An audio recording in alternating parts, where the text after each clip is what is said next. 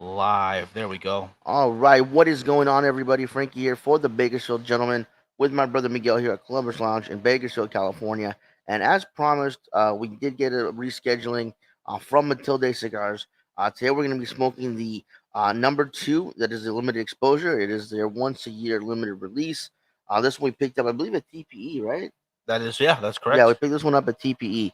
Um, for those that don't look at the page too often, I like to smoke Matilde quite a bit. Um, Oh, yeah. it's a small boutique company that I think takes a lot of pride in what they do, and they do a really good job at it. So it's one that I like to enjoy, whether I have it in my humidor here, whether I'm picking up from Cigars and More, because they actually have a few of them in as well. It's one of those small boutique brands that I really, really enjoy. So we're gonna have Mr. Enrique on in just a second. But Mike, anything else before we get started? I thought it was a perfect introduction right there. I agree. It's an amazing company, amazing smoke, and I cannot wait for you to hear more about it right now, guys. And then, real quick, Cam, Eduardo, Mike, Thomas, Eduardo again. Mhm. Everybody who, and Richard, there we go. Everyone who's checking in, thank you so much. Do me a favor, share this and tag a buddy who may not have heard of Matilde Cigars because they need to today, and they will thank you later for it. I guarantee it. You usually hear, "Oh, don't tag me and stuff." This time they're gonna thank you for it. I promise. All right, guys. No more delays. Gonna bring him on right now. There we go. Hey, brother. How you doing, man? Doing good.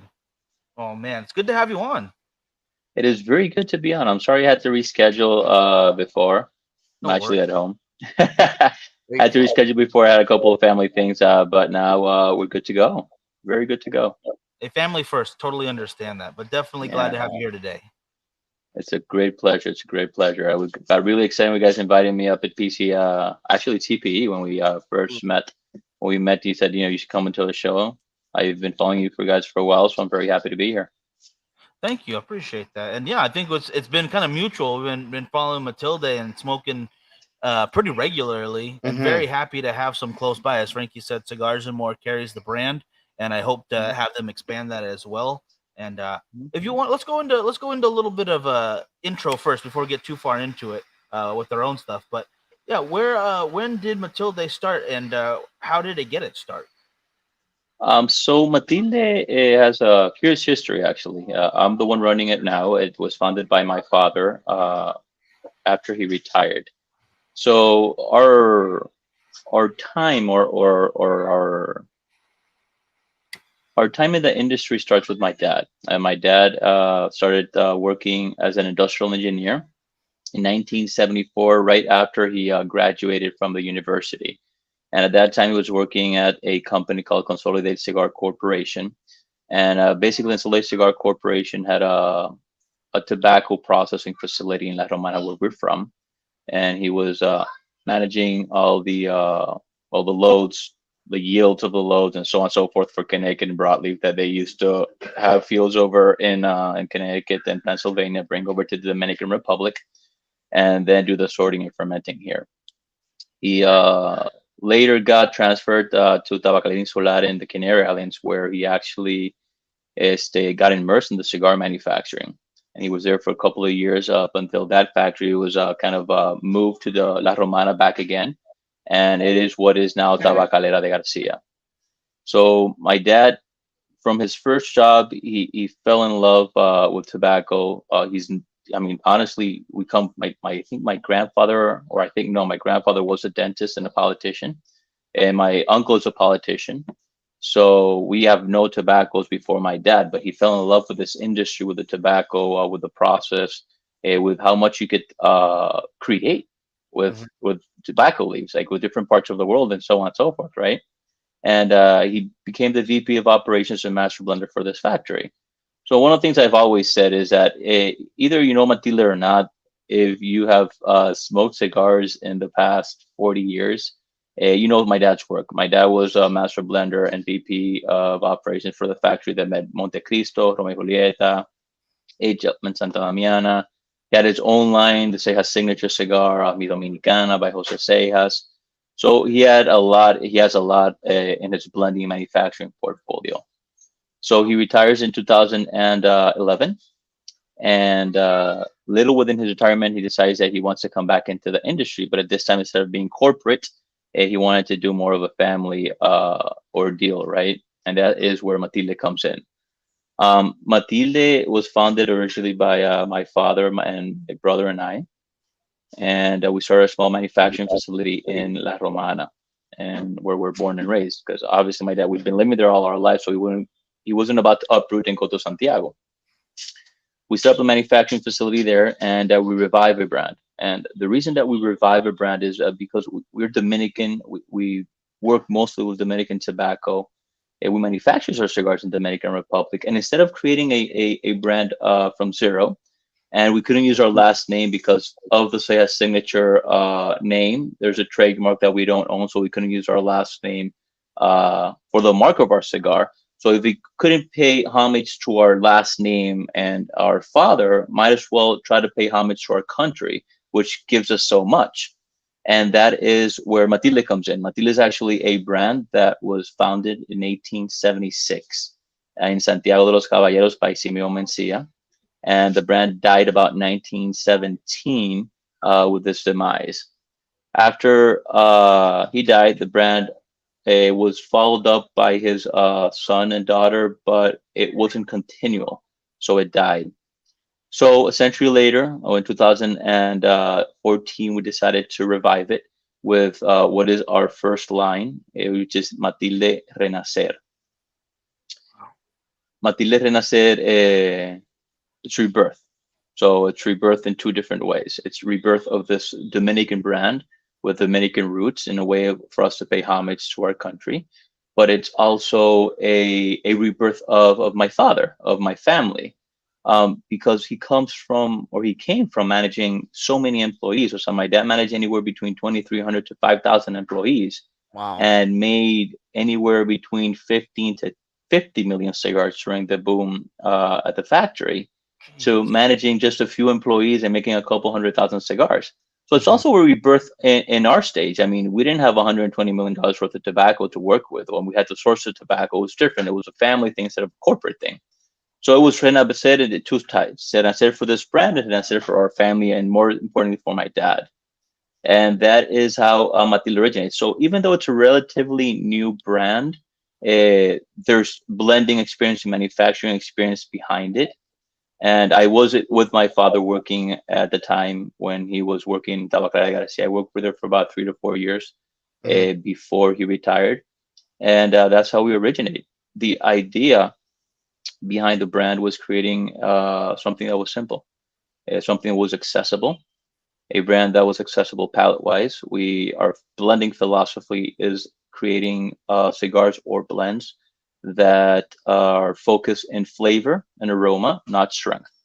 So none of our cigars or our blends are super overpowering, but they will fill your palates with a beautiful sweetness, with acidity, with your dark chocolate flavors, with aromas of leather. So you have all kinds of stuff going on in different cigars, right? But we want to make sure that once you smoke the cigar, you enjoy it. You know, it gives you the full throttle flavor. But after that, you can stand up. So we don't blend powerhouses or super strong cigars. It's not something that we smoke, and we want to make things that we smoke because it's what we like, right? The other way where we're trying to make it simple is keep our portfolio small, consistent. Because coming from a corporation, coming from a factory, being an industrial engineer, my dad always believed in consistency. So keeping the portfolio small, being a small company, allowed us to keep every blend consistent year after year, make sure we can source that tobacco year after year in order to keep the blend consistent. Because one thing that my dad always told me, and it was the crudest way he could tell me, right? It was like, if you're gonna make a cigar that tastes like shit, make sure it tastes like shit year after year, because that's what your consumer is looking for. I mean, not that we make any cigar that tastes like shit, but if that's what people are looking for, that's what they're smoking it for. You have to be consistent year after year. It's something that we're not like wine, right? Wine, we're compared a lot to wine. We're similar to wine in a lot of things, but one thing that we don't have is the advantage that wine has, right? That they have vintages. You have great vintages, you have okay vintages, you have amazing vintages, right? But with cigars, you have a blend. And that blend doesn't matter how, if it was, a dry season, a wet season, if we had bad tobacco, good tobacco, Our customers are expecting to have that same cigar, that same blend, the same profile, same strength year after year after year after year for 10, 15 years, right? Hmm. So in order for us to do that, we have to keep our portfolio small to be consistent, right? So that Right. was the other part, small and consistent. And then branding wise, we kept our branding simple. All our cigars have the same ring. We change different colors. People recognize color. Yes. Our cigars, our lines, each line is a descriptor of the cigar, and we'll go into that a little bit later on. But you're never going to remember, most people don't remember what my Serena is, right? But they do know it's a blue or a teal or the Cuadrata, but they do know it's the orange. So like, oh, I smoked one of your cigars. Or which one? I have no idea. What color was it? And I'm about 99% sure that they'll remember the color because we 100%. remember colors. We don't remember names. That is a very smart way to do it Hmm. because sometimes I won't even read the name. I just see, especially when I know, because I know this band wherever Mhm. I go, and I know the colors. It pops out among some of the others because a lot of companies, not to say it's a bad thing, but they don't tend to lean away from the earth tones a lot. So there's Mhm. a lot of darker, reds and browns and blacks, which is fine. It looks very nice as well. But I love seeing something more unique and something that's going to Mhm. stand out amongst the multitudes of bands and boxes in the area because everyone wants shelf space, but you also need to stand out Yes, amongst we that do. shelf space. So this is Yeah. perfect. So we take a lot from nature. I mean, it's we're Dominican Republic. We take a lot from the nature. If you take our different colors in Matilde, besides the Serena, which represents blue for the sea for serene, we have the Oscura de Renacer and the Cuadrata, and well, Renacer used to be brown, and we changed it to red, burgundy red. Then we have the orange, and we have the green, and it's meant to be the change of the tobacco leaves as it's being cured. You go from green, then you go to a little bit reddish color, and then you go to the brown color, right? Or in this case, the orange color. And with the ones that you're smoking, because they were limited, right? I was like, I need something that pops out a little bit more. If you notice, our colors are more matte. We wanted Hmm. to make colors that stand out, but weren't like in your face, right? And with limited exposures, I want to do something similar, but I wanted to, pop a little bit more. And we went back, and we took, or I took back from nature, from the Dominican Republic. So what they, soy una reunión, mi amor. Say hello, di hola. Hey. Hey. Yeah. Mhm. Awesome. And so we took back from nature. So the limit exposure number two is actually a purple, and it's purple from a flower that's endemic to the Dominican Republic called campana. It's beautiful purple, and we took that palette or that tone from that palette. And then the limit exposure number two, which is our first release, it's the actual one that we will be showcasing at PCA with a new size, is Norkid from Dominican Republic. So it's a color palette from Norkid that is from Dominican Republic. I believe nature's perfect. I mean, they gave us tobacco, they give us life. I mean, body's perfect. So and we live in the tropics, so we want something that stands out. Tropics got beautiful colors; they stand out. So we take a lot from it, or I like to take a lot from it. Instead of inventing the wheel and trying to find like a different color palette, what's nice, what's beautiful, what stands out, what's from our country, coño, let's take it, let's put it in. Amor, Hmm. papi está trabajando. So yeah, that's where our colors come from. Yeah, and that's fantastic, and I like the idea of the changing of the leaf for the tobacco and the bands. I think that's a great little extra bit that people will like to hear about. Um, Now let's get into the blends themselves, and like you said, people remember color. So let's start with that blue teal. So the blue teal Serena, Matilde Serena was actually one of our oldest or our newest releases. It was the last release of our core lines. And with our core lines, so I apologize. I have the third generation of Cejas with me.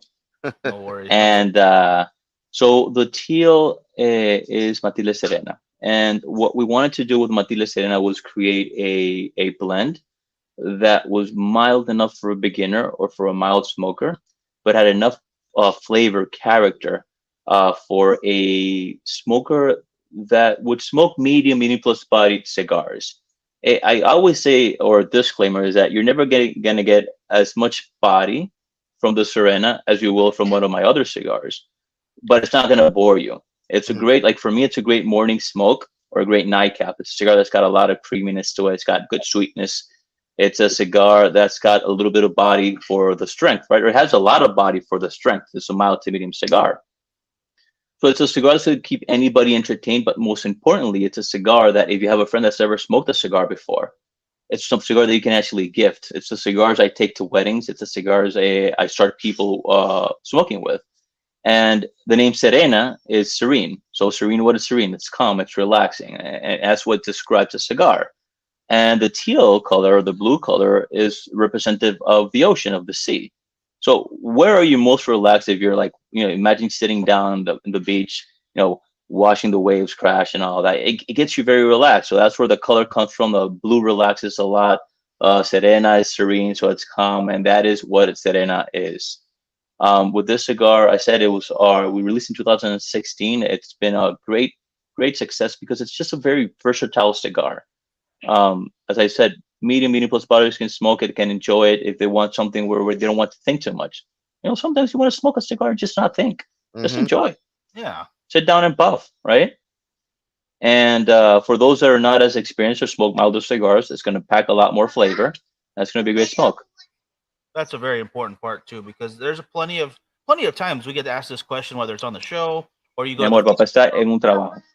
and they talk about, hey, I'm just starting off, or I have a buddy who's just starting off. What do you recommend? And a lot of the recommendations, while they are good, it kind of tends to lean towards just the same old idea of Connecticut that's very light and mild, and the flavor Mi profiles are amor, very por similar. favor, estoy trabajando. I'm sorry, guys. Oh, no worries, No no worries. worries. I'm sorry, guys. Mi amor, estoy trabajando.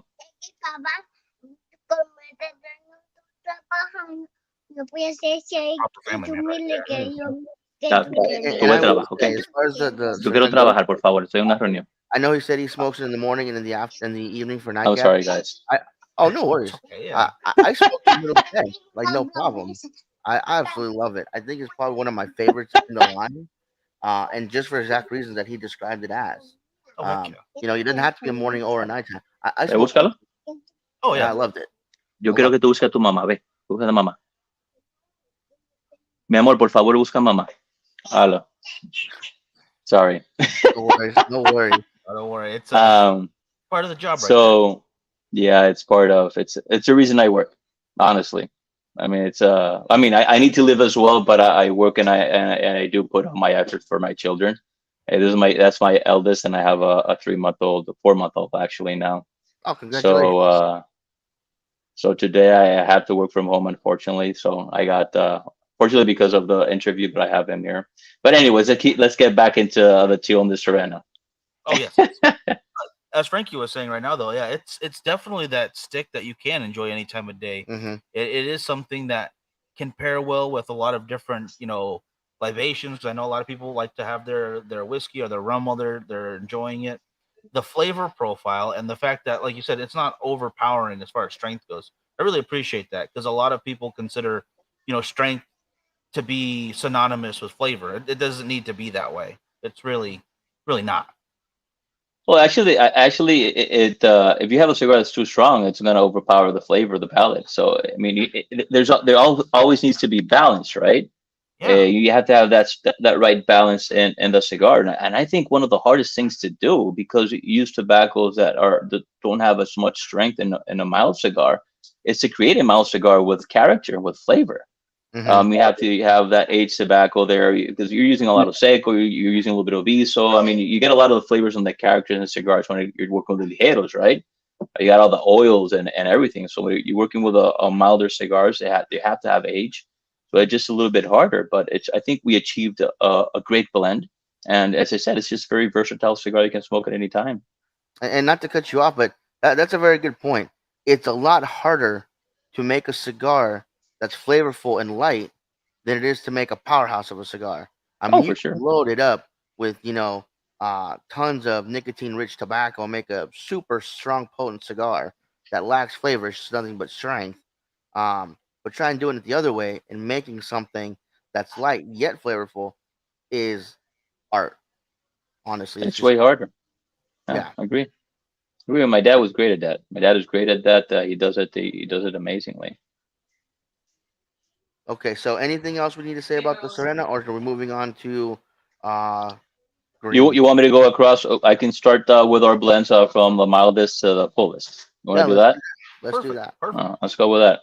So after Serena, actually our latest release, which we released, debuted at TPE, and we're gonna actually be showcasing at PCA as well, is the Serena Maduro. So we had so much success with the Serena, we wanted to do kind of a stepping stone, with something that was still under the medium strength range, but had a little bit more depth, I would say, and that's how Serena Maduro comes along. So with the Serena, it's the same core blend as the Serena because we wanted to keep in the Serena family, right? And what we did was that we switched the binder and the wrapper. So the binder we switched from Olor to Criollo 98, and then the wrapper we switched from Ecuadorian Connecticut to San Andreas and Maduro. So Beautiful. what that did was that it increased strength just a little bit, but also increased sweetness. The Olor and the Ecuadorian Connecticut's have some natural bitterness to it, which is not a bad bitterness. Bitter is good if it's not overwhelming, right? Because Yeah. you need all flavors to create balance, right? But with Puerto Connecticut and the Olor, adding Criollo 98 and San Andreas, increased sweetness and strength, and add a little bit more depth. So let's one more layer of depth in the cigar. So what you have is a cigar that's still under a Maduro, that's still under the medium in strength, or so mild to medium in strength, but has a lot more body, a lot more flavor. You get a lot of mocha coffees, dried fruits from it. I get that aroma of leather. That for me, the aroma of leather is more of it takes me back to my childhood, and it's when I was horseback riding and you had the leather with the horse. That smell, that's what I get, and for me, it's a very pleasurable smell. To be honest, and that's something that I've always said to everybody, to all cigar smokers and friends. What I get from a cigar, you're not gonna get from a cigar. It depends where you were raised. So you're only gonna get salty, bitter, sweet, and acidity in your mouth and your palate, right? And then balance. Mhm. Then the rest is aromas. It's from your nose, right? So what you're exposed to is what you remember. What you get. It's triggers, right? And I will say for me, it's remembering back when I was playing baseball as a kid, the leather glove. That's the Yeah, smell that I get. yeah, yeah. There you go. See, and I've seen people say, it smells like, I don't know, like juniper or lemongrass." I rarely get that, but if you're exposed to lemongrass, a lot of juniper, a lot of, but why not? Yeah, Just that makes, triggers, right? Yeah. it always brings And you me say back. it Oh, sorry about tastes that. like leather. You're not biting leather, right? Hopefully not. I'm not judging. Exactly. Yeah, but Maybe Uh, maybe hey, those t-ball years when I was bored. Yeah, maybe. chewing on your well, there glove. may be there may be some S&M or something like that around there, like some light leather, but not Hey, me, you know. yeah, it brings your memories back. That's your memory. I don't have to touch that. Exactly. That actually brings, yeah, because there's some smells that people will bring up with cigars, like the barnyard aroma is always one that sticks to mind when someone mentions it, because a lot of people are like, oh, I don't really care for that. I actually really love that smell. That reminds me of working on the farm and back in the day for, it wasn't that long, it was like 3-4 years, but still, it reminds me of those really good times of being a part of that and being a part of working with the livestock and animals. And I, like you said, it's different memories and different experiences for every smoker, and it's nice to be able to have so many options out there nowadays that can bring you back to that, just that little faint memory. Maybe yeah, maybe you remember juniper one time, and then all of a sudden you smell it again in a cigar. That would be incredible. I don't even know if I know what juniper smells like right now. I feel embarrassed. Gin. Gin, yeah, it's a gin smell, but I gotta work on that a little more. But yeah, I agree with you. Same thing, barnyard smell. I remember me going at my grandfather's farm and jumping into the gallinasas, which is the cow feed, and it was a whole barn full of gallinasa, and I used to jump all over it and do all kinds of shit like play when I was a kid. And I remember me. It takes me to a good memory.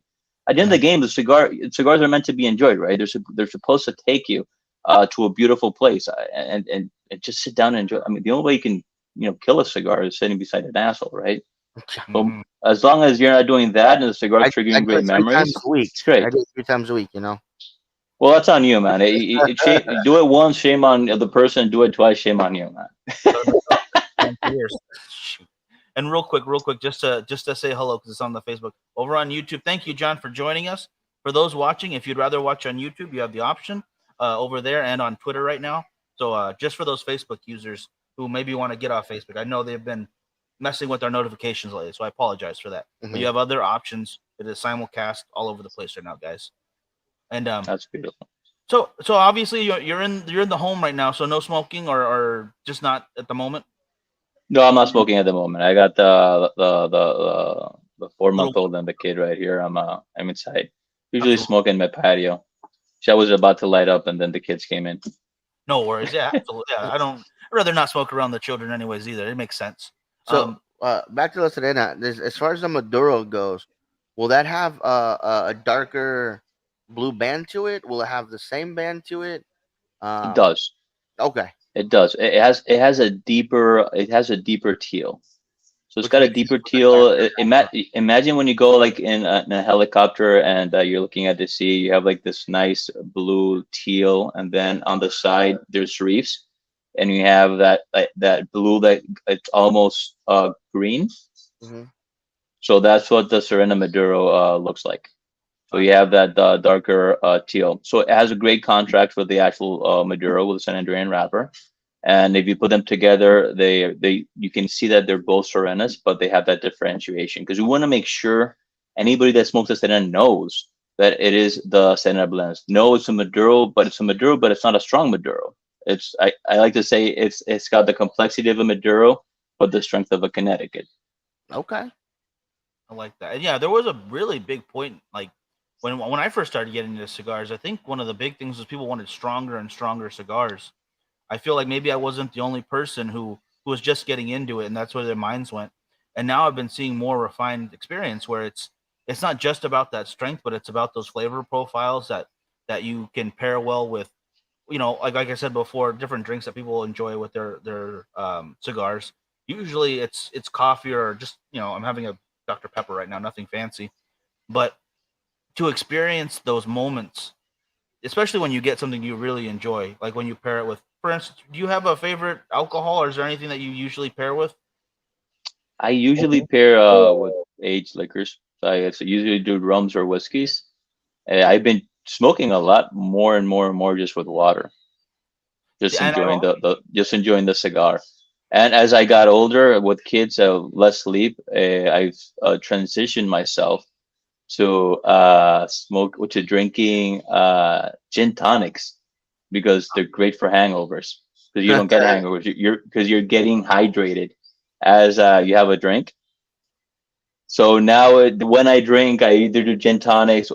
When I'm at the show, I do tequilas and whiskeys. So I pair them with tequilas or whiskeys. very nice. Yeah, that's a smart call. I didn't think about that. Little extra water in the drink right there. Smart Oh call. yeah, half and half. You go all the way, half and half. And tequila is great for hangovers too. You get none. Good tequila. Oh Yeah, yeah. no, Exactly. no, you can't drink that Jose Cuervo. Expect not to get a hangover the next Oh. day. Yo, That's that was it's an interesting story. When I drank tequila for the first time, obviously as a kid, it was a Jose Cuervo from the clubs, right? Shot. hmm And I going to the Christmas with a friend, and they say, "Oh, we drink tequila tonight." I'm like, "Fucking crap, I'm not drinking that shit." Like, no, we're drinking Jose Cuervo. I'm like, no, but it was Jose Cuervo Reserva de la Familia. There Okay. And you I go. remember this was 2008, and I drank this shit. I'm like, oh my god, the fuck is this? What is this elixir of life? And I spent the whole day, drinking my Jose Cuervo and my glass of water. And that's when I say, oh, wait, there's other types of tequila. It's not only club tequila, it's going to kill you the next day. And we need So, to get that out there more. More people need to understand that. oh, yeah, for sure. Same thing with rum. I mean, U.S. doesn't have a huge culture of rum, but we have people like when I study in Rochester, New York, right?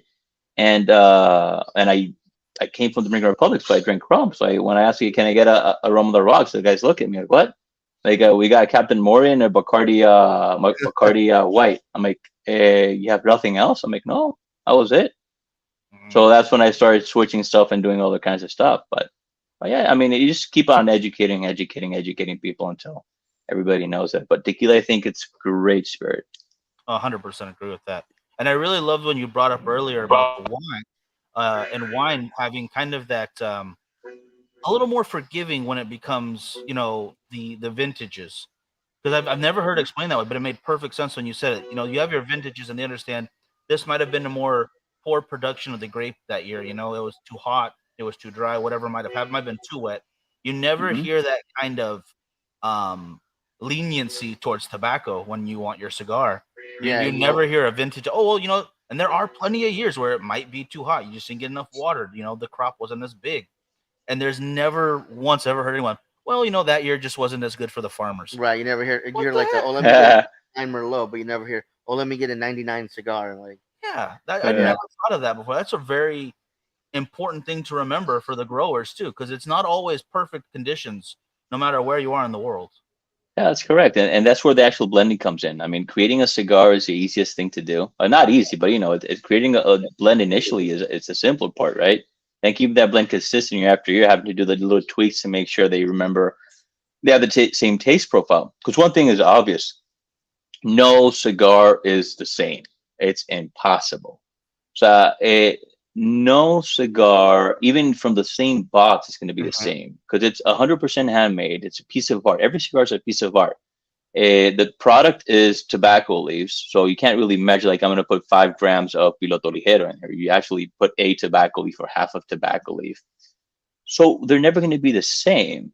What you do have is a product or a cigar that is going to have that same taste profile and the same strength. So when you smoke it and then you smoke it again, it's going to remind you of that last cigar that you smoked. Shit, if you take one of my Renaisseurs from 2014 and you smoke one now, they might be smoking very like a little bit apart because the crop from 2014 is extremely different to the crop of now, right? mhm. Oh But yeah. as tweaks and things go changing year after year, it's imperceptible because it's little by little, right? And that's how it works. I mean, that's how it works. We want to make sure that we make the cigars where you or our consumers are always reminded of that barnyard. If you're looking for that barnyard or that leather, you're looking for that leather, that sweetness, that acidity. We want to make sure you get that every single time. Doesn't matter what crop we have, what tobaccos we have, I mean, how we're feeling. Shit, I've had people call me and say, yo, I had a cigar of yours and it didn't burn very well. It kind of tasted off. I'm like, was it one? If it was one, it's okay. Yeah. It's a handmade product. 100% handmade. It'll Maybe happen. that person that was having issues in his house or had his kid be or somebody bothering him at that moment, and they just weren't paying attention when they're making a cigar. It's just art. It's an art form. Hmm. Yeah, it does have times. I mean, that's one of actually the nice things about it when you think about it, because so many things now are mass produced and just kind of thrown out there, and it's not consistency. It's just plain at that point. It's a stamp. It's a sticker you put over something. This is not the same. There's mass produced beers out there and whiskeys, and it seems like there's definitely the passion put in the beginning, but cigars will always have that special extra human contact. You're Of not course. putting it through machines. I mean, there's machine made cigars, obviously, but those aren't the same. That's not what Yeah. we're talking about. If you think about it, it's an industry that hasn't changed from its beginnings. I mean, we have the Tinsco machine, which helps do the bunch, right? And we have the chavetas and the pizza rollers. Well, those are tools, right? But in essence, a cigar is made the same way as it was made when we started making cigars. It's never changed. I like to call it industrialized art because we're industry. I mean, we have tobacco industries, and there's thousands of people making cigars, so it is an industry. But Hmm. every single cigar maker, every single bunch or roller is an artist, and they're true artists. I mean, if you try to make a bunch, it'll take me viejo 15 minutes to get the bunch with the right load, and these guys are like pop pop pop pop pop pop. They take and they're talking to, they're doing stuff because it's their specialized art. Oh yeah. So yeah, we are very different to any other industry, and in that case, any other tobacco product in the cigar in the tobacco industry, cigars are very different. 100%. We're just 100% different. It's a beautiful thing. Yeah, well said. So what would be next in the line? Oh yeah. So next in the line would be our actual Renacer. Renacer, as I mentioned initially, is a rebirth.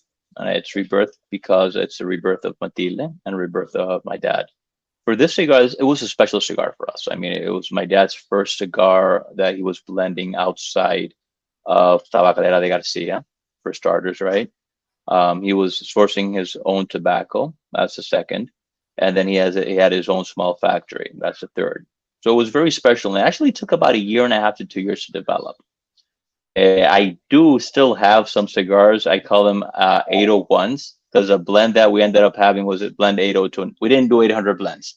We didn't go that far, but we call it blend 802, and it's because we started manufacturing the cigar as blend 801, which is a great cigar. It wasn't bad at all.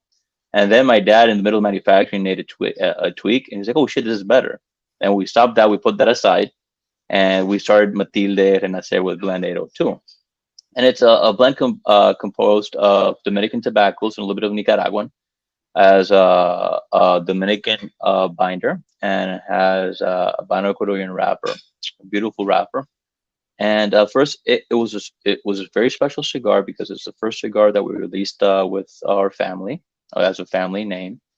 We actually were honored with being included in the Cigar Aficionados Top 25 Cigar of the Year. I think we're number 19 with a Corona size with a rating of 92. And just a beautiful cigar. It's a cigar that has a lot of body, a lot of flavor. It's a flavor bomb of a cigar. And it's a cigar that's medium plus in strength, medium in strength, right? And what we were trying to reach with this smoke was creating a cigar which could be smokable at any time of the day, but would never be overpowered by any other cigar or big drink or big meal. Okay. So being a cigar that's medium, maybe a little bit medium plus in strength, but having this big body, after you smoke like a stronger cigar or a Oscura, one of our Oscuras, you can still go back to that Renacer.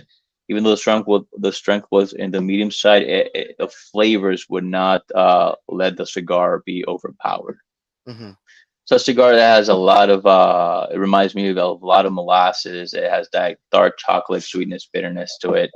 It's just a cigar with a lot of depth and well, it's just got a lot of depth to it.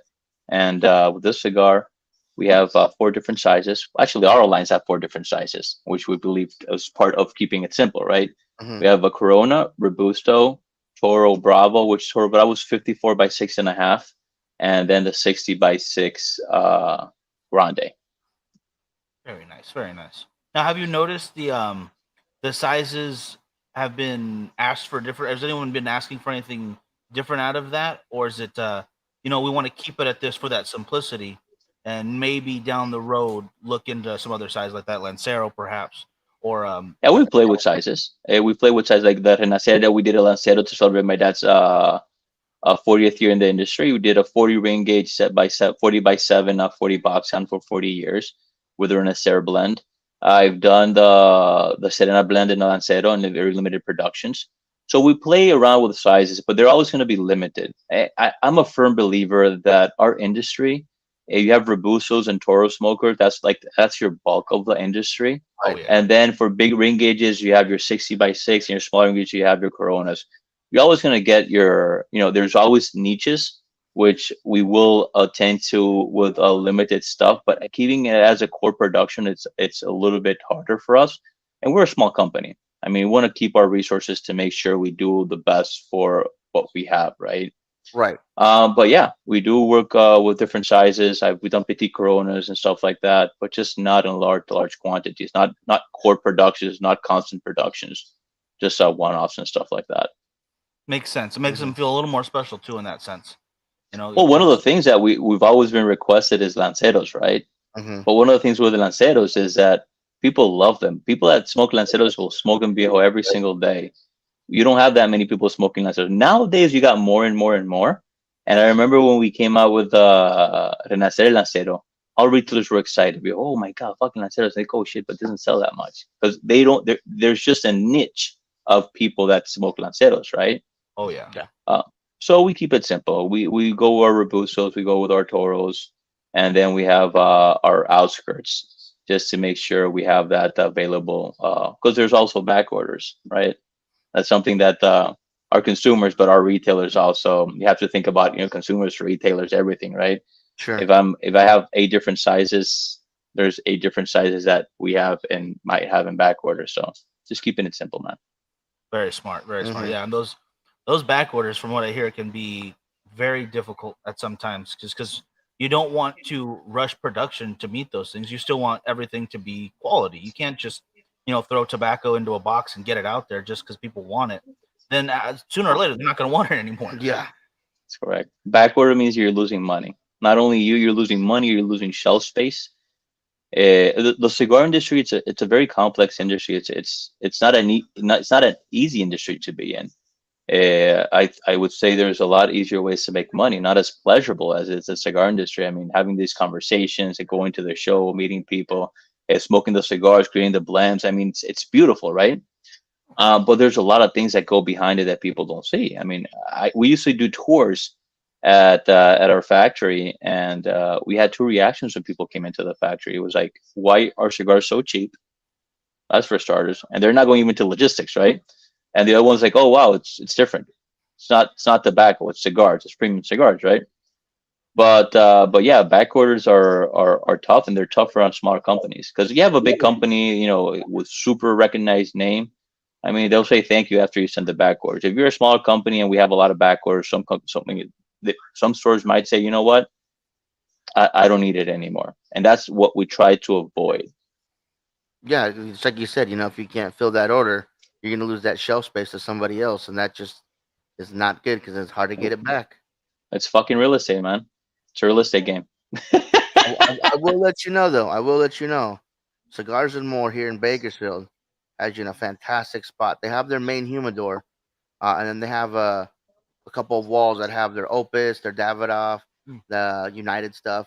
They have another one that they highlight boutiques, and you're in there with HVC, Southern Draw, and Haram and Solomon. So they've got you right there before you get in that humidor, so they can see it right there. Yep. I love it. I love it. I love it.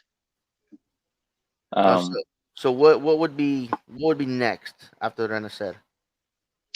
Renacer. You actually roll your R's very beautifully. Renacer. Renacer is the quadrata.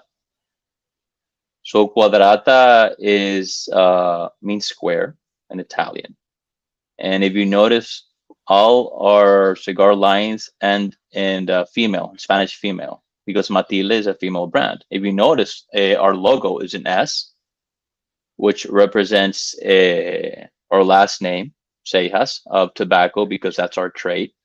And then the S is covering and protecting Matilde, which is a beautiful woman in the middle, a beautiful Dominican woman in the middle, I might add. And that's our logo, right? Mm-hmm. So because Matilde is the lady that we're protecting, we make sure that all our line extensions are female or try to. So quadrata is Italian because in English cuadro is square, which is male, right? So we do quadrata. Quadrata is our only box rest in the whole line, and it's quadrata, it's cuadro, it's box rest because it's square, right? And for me, this would be one of our most balanced blends. It's a beautiful blend. It has a H2000 seed wrapper from Ecuador, has a lower binder, and has a combination of Dominican and Nicaraguan. You'll notice that we use that combination a lot, simply because we believe it's your salt and pepper. For us, Dominican, we do about 80%. Nicaraguan, we do about 20. They complement each other beautifully. They add each other what they add and subtract. They just balance each other out, right? But with a quadrata, it's a cigar that is not overly sweet, not overly peppery. It's just got that nice round flavors into the palate.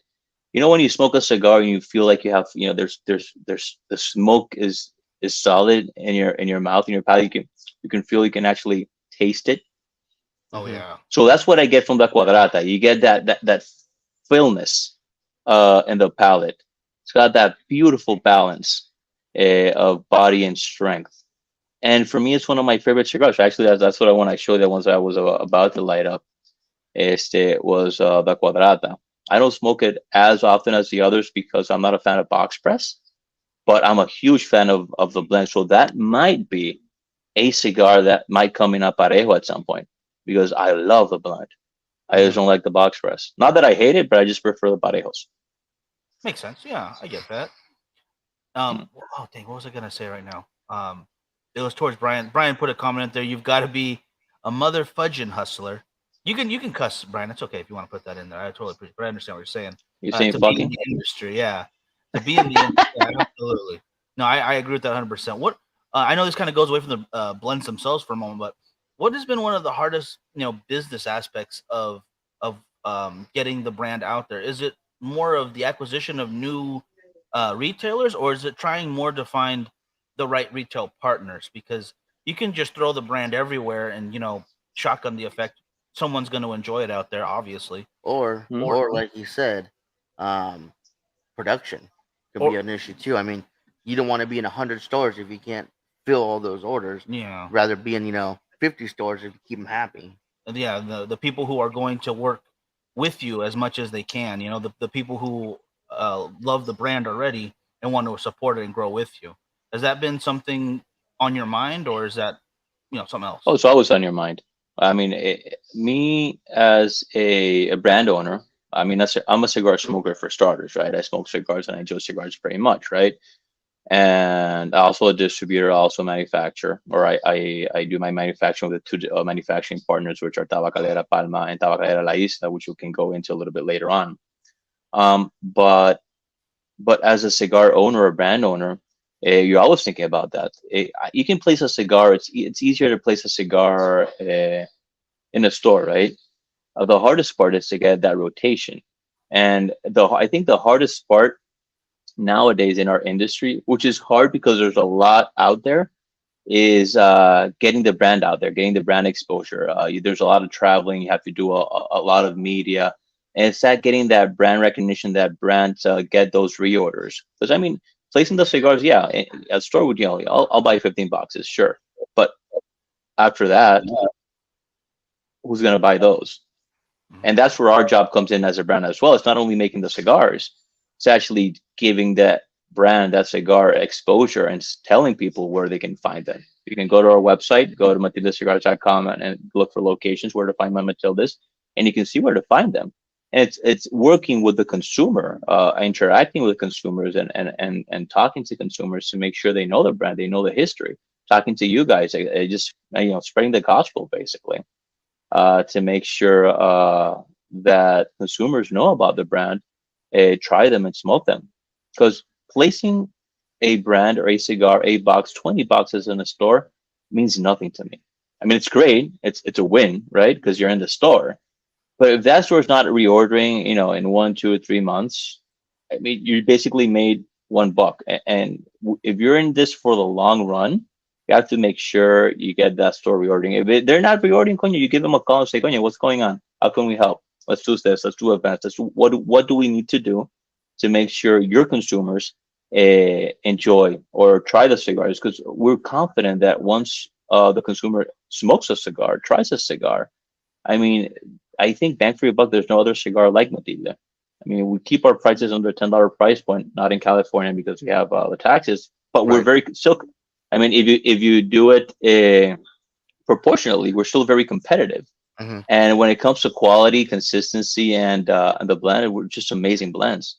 Shit, I think our cigars should be worth $25, $40, but we place them in a way where it's accessible, as I said initially, accessible palette wise, branding wise, and pricing wise towards the consumer because we want to share the love, right, Hmm. Oh, with absolutely. everybody. Yeah, and it When it comes definitely. to manufacturing, not that it hasn't been that tough because we have good manufacturing partners, and before that, my dad came from manufacturing. So for us, it's been more of the uphill or the learning curve of the distribution and the marketing experience, which Hmm. we've been working very well now, right? That makes perfect sense. And yeah, like you said, the price point is incredible. The price point across the board could be higher if you guys so choose, and it would be completely justifiable. Absolutely. But the fact that you guys are willing to put it in there to be, as you said, accessible to everybody to enjoy something wonderful, I really appreciate that. Because sometimes the budget for cigars can be a little rough, Yeah. especially if you smoke every day. I know those guys out there who, not even just every day, two or three a day. Hmm. And yeah, once you start hitting, 15, 16, 20, sometimes $25 a stick, that can add up very quickly for That's those a whole bunch guys. of money. Oh I yeah. take a little. I take a little bit out of my pocket to give you more happiness. We appreciate that. Yeah, it can tell. I taste the happiness when I smoke a cigar. Don't get me wrong. I appreciate it, man. I appreciate it. So So we keep. where were we on the line? With the line we have the Oscura. So we're actually, this is our last core line. It's our strongest one. And out of all our lines, the Oscura is the only cigar that has tobacco that is not only Dominican and Nicaraguan. We use tobacco from USA, from Pennsylvania. We use a Pennsylvania seed. And I remember that we were still blending with the Dominican and Nicaraguan with the Oscura, and we were looking for a cigar with strength. And my dad's always liked to play around and experiment with tobaccos that he didn't know. It's one of the things that when he wanted to set up his own manufacturing facilities to just play, right? Because one of the things that is very important when you're creating a blend or working with tobacco is that you have to see, where do I want this to go, right? Hmm. Oh, If yeah. I want to make 50,000 cigars, you can do whatever the fuck you want to do, whatever tobacco you want to do. But if you're looking to make 500,000, a million, 2 million cigars, you want to make sure that you are able to get that tobacco to make those 2 million cigars every year. Hmm. And that's one of the limitations that my dad had when he was working in the larger company, saying a limited edition is at 300, 400,000 cigars. It's not, and it's actually limited, because when you're talking, you're making 5 million cigars, 200,000 cigars is nothing, right? Oh, yeah. So he couldn't play with that many tobaccos. He still played with stuff, but couldn't play with that many tobaccos. When it comes to a smaller manufacturing, you can actually do it, right? But with the Oscura, it wasn't my dad. It was not my dad. It was my brother. We were doing Dominican Nicaraguan, and there was this Pennsylvanian Ligero that they had. We had at the factory, and my brother's like, "Oh, you man, we should add this." We add it, and poof, it was beautiful. It was symphony. I mean, the strength was there. The Pennsylvania was a lot. There's a lot of strength. It's got it's got a sweetness, like a kind of a vegetable sweetness that you get. And then with Dominican and Nicaraguan, it just rounded up that strength and just gave it so much complexity, so much beautiful flavors. And we ended up with a cigar that's medium plus, a little bit bolder, has a lot, a lot more pepper than the rest of our cigars, but more sweetness at the same time. And it was just a beautiful cigar full of flavor. And that's how our Oscura came in. That was like our Maduro. So initially how we developed them was, you had the Renacer, which is our Habano, and then we needed something stronger. So we went with our Maduro, which is our Oscura. So you had your medium, then you had your strong. And then we said, okay, what's next? And we developed our Connecticut, because I believe every cigar company or every line should have a Connecticut. I mean, or mild to medium cigar. At the end of the game, it's still about 50, 60, 70% of the industry, mild to medium cigars, right? True.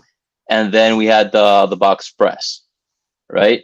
And the Oscura was a super hit. It was amazing blend. It is an amazing blend. It's a cigar I smoke a lot. In Coronas for the strength and for the concentration, or in Toros when I want time. Keep in mind that our Toros are 54 by 6.5, or Toro Bravos are just a little bit longer than your regular 50 by 6, right?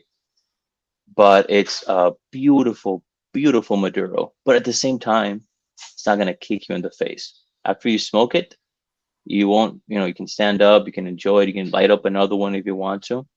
But it's just a beautiful medium plus, a little bit over in the bolder side, pepper, and a lot of natural sweetener from that San Andrean Maduro. And then we have what you guys are smoking. We have 2 limited exposure. And with our limited exposure projects, we believe a lot in core. And when I say core, is our core blends, because that's the only way you can keep consistent, and you can keep your retailer stores happy with consistency, and they know what they're getting, but at the same time keep your consumers happy. And we've always been saying, we don't want to do like stuff like that's rotational, like things that limited in, out, in, out, in, out, right? Or limited that's never out again. And what we ended up doing was creating a, por favor. And what we ended up doing was creating a concept, or this concept, which is limited exposure. And it's called limited exposure because they're not limited productions, but batch productions that are sold or exposed for a limited amount of time and then are out of the market. So what we do is that every year during PCA, or for PCA or summer, we do limited exposure number 1, and we do X amount production. And that X amount of production is for the whole world, for all our consumers or all our retailers and distribution partners. and we distribute it around our consumers and distribution partners.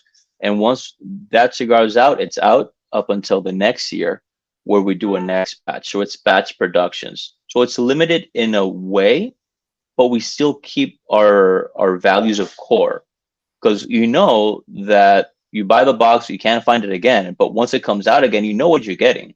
The store knows what it's getting. They know what they did, how they did. You know what you smoked it, that you enjoyed it. So you just Mhm. go, oh, yeah, I remember this. I loved it. Let me go back into it. So that was a limited exposure project. And we have two. We have one that comes out in winter and one that comes out in summer. The number two is the winter, which is a purple, which you're smoking. And it is 100% Dominican with exception of the wrapper, which is Corojo. We use Corojo in the wrapper and also in the filler. You'll notice there's some beautiful floral aromas to it. It's Oh, got yes. nice sweetness to it. It's very fresh cigar, not that much pepper into it, right? And Very it's easy to medium in retro. strength. Very It's easy got to a retro. beautiful retro. Oh, sorry? It's very easy to retro on this one. Oh, yeah. Yeah. You got a nice creaminess to the cigar. And that's what we were looking for with that. That floral aroma is something that I fell in love with. Like, we got to have this. And so we ended up with that.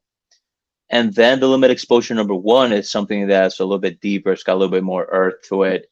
It's still that sweetness from that San Andrean wrapper, but it's got more depth into it. It's got more pepper. It's a spicier cigar, so it's got a combination of sweet and pepper. And at the same time, it's 100% Dominican. We don't use Corojo with this one, and it has a wrapper that is San Andrean Maduro. So those are limited exposures. We now will have them in three sizes, which is your Toro, which was your original release, Lanza, which is a second, and now the Robusto. You guys are smoking the Robusto, which we debuted at TPE. And this year we're going to be debuting the Robusto on limited exposure number one, which is orchid color at PCA. So I'm sure you guys will be able to enjoy that. I'm looking forward to it. It's been an awesome project. It's been a project where we actually be able to play with stuff. We work with this project. We partnered with Tabacalera La Isla, Ostos Fernandez. It's a smaller manufacturing facility than the one that we usually use, which is Tabacalera Palma. So Tabacalera Palma is owned by Hochi Blanco. It was founded in 1936. Hochi is one of the largest tobacco growers in our country. So it also assures that we have that consistency for our core blends, right? So we all our cores we make with Hochi because we know where we're getting the tobacco. We know what's what, right? And with Osos, we play around. It's like a playground there. We can source different types of tobacco, and this is a limited exposure project. And I've done other projects with Osos. There's a project that I did with my cigar pack called Edición Limitada América, which was a very limited release that we only released with our partners in my cigar pack, Alexander Berezovsky. We did an exclusive My Cigar Club. So we've done a couple of other projects. I did an exclusive for Sweden, Matilde exclusive for Sweden as well. But they're smaller projects. We've done smaller projects. Not that we're never going to do something big with Osos. I love working with him. I've known Osos for a long time, since the university, and he's a great cigar manufacturer and a good friend as well. So for sure, in my medium, longer plans, we're gonna make beautiful things together. So both of those are two factories I work with. I work with Hochi and I work with Ostos, so Tabacalera Palma and Tabacalera Isla. Excellent. And Excellent. that's our limited exposures. I smoke them a lot when I have them. When I don't have them, I can't smoke them, just like you guys. And because I have, hola, sí, right now. So yeah, that's limited exposure. Now, when you are blending these, um, like you said, you came out with the limited exposures. What sizes are you guys sampling to get the blend? So in this case, because our first release was Toro, we're sampling in Toros. So that Okay. that was the intention. So we blended towards Toro. But usually when you're working with a cigar, I usually do Robustos because it's like in the middle. So Mhm. you have you can see how they're gonna react a little bit in the bigger ring gauges and a little bit in the smaller ring gauges. So Robusto is our go-to for blending. Makes Okay. sense. Makes perfect sense. Mhm. kind of brings us to our hour right now. Is there any question that you had before, Frankie, that you wanted to? What booth number did you guys get for PCA? Do you have it yet? Oh yeah. Shoot, man, you're killing me. Give me a second. I think I have it written down somewhere. It's 1503, I believe. We're always based with Solid, which is our distributors in USA. But if I'm not mistaken, from the top of my head, it is 15. Give me a second. I'll let you know right now. 1503. Do, do, do, do, do, do. You know what? I'll have to get back to you with that. No But I worries. think it's 1503. Okay. Now, is there anything that you want to make sure everybody knows before we wrap up? Because yeah, we are at the hour right now. But is there any one thing that you want to make sure that we might not have touched on just yet? Guys, just enjoy Matilde, smoke it. If you find it, give it a try. You're really going to enjoy it. I'm actually extremely accessible. I love talking to consumers. I use a lot of the Matilde Instagram. If you post on Matilde Instagram, it's very probable that I'll answer at some point. If it's not Juan, but any comments, anything, any feedback, good or bad, please send it over to our Instagram, because one of the things I've always said, I do nothing with good feedback. It feeds our ego and makes and lets us know that we're doing a good job. But the only way we can make things better is if we get that constructive feedback. I mean, if you tell me this your cigar shit and that's it, I don't care. I mean, I'll just ignore it. But if you give me a constructive feedback, I love it, and we thrive on it, because that's the way we can get stuff better. Very nice. Very Okay, nice. then this will be the last question before we let you go and get back to your day. People walk into the humidor, they see Matilde cigars. They're gonna sit down for a Saturday, have 3 cigars. Which 3 cigars should you recommend, and which order should they smoke them in? Oh, go. I usually smoke from mild to strong, so I go Serena, Renacer, and Quadrata or Oscura when it comes to our core. If you want to mix one of our limiteds in there, I'll go with the Serena. I would do the limited number 2, and I think I would go with the Oscura. Fantastic By the lineup. way, the Serena Maduro is a beautiful morning smoke with a cup of coffee, as same as the Serena Connecticut. They're start your morning with a Serena, you're gonna love it. I like Fantastic. it. I like it. All right, brother. We're gonna let you go for now, but we cannot wait to see you in just a little while. We'll get over to PCA. I'll see you guys soon, and thank you for having me over. Huh? Absolutely. pleasure. Appreciate it. Yeah, appreciate you being on with us. Ciao. All right, guys. There you go. Matilde Cigars. I hope you will try them out. Yeah, I can't express enough like how much I enjoy this small boutique company. I may not post it as much because we have other stuff we have to smoke for the Yeah. show and for research, but it's one of those cigars. Like when I go to Cigars and More, then I'm gonna buy a cigar. That's one of them. Oh, 100%. Yeah. It's that you can sit in the lounge and enjoy, and it's still at that point where I can recommend to other people like, oh, what are you smoking? Let me go over it with you, because it's something that it's still one of those hidden gems, I think. Absolutely. And I cannot wait for more people to get on board, because they're going to enjoy it. I think if you give it that chance, you give it that hour, like I've been smoking right now, you are going to appreciate it, guys. Absolutely. And we'll have him on again soon, hopefully after the show. Maybe see how it goes. And we will be back Friday. We will have Katarina on with you guys. Kat, we'll be spoken probably artists with her. Finally get her opinion on him, see what she says. Hopefully it's nice stuff. Hopefully. Hopefully, fingers crossed. Yeah.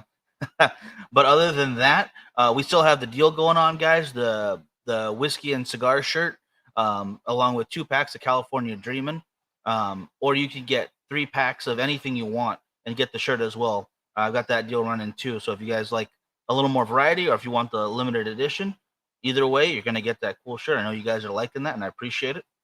Great company, Work Hard Supply Co. Check them out if you want. And big shout out to our sponsors right there in the corners, Artista Cigars and Cigar Heritage Fest. Check them out as well, guys. And we will be back with you on Friday. Yep. See you guys Friday. I'll have a good one. See you guys.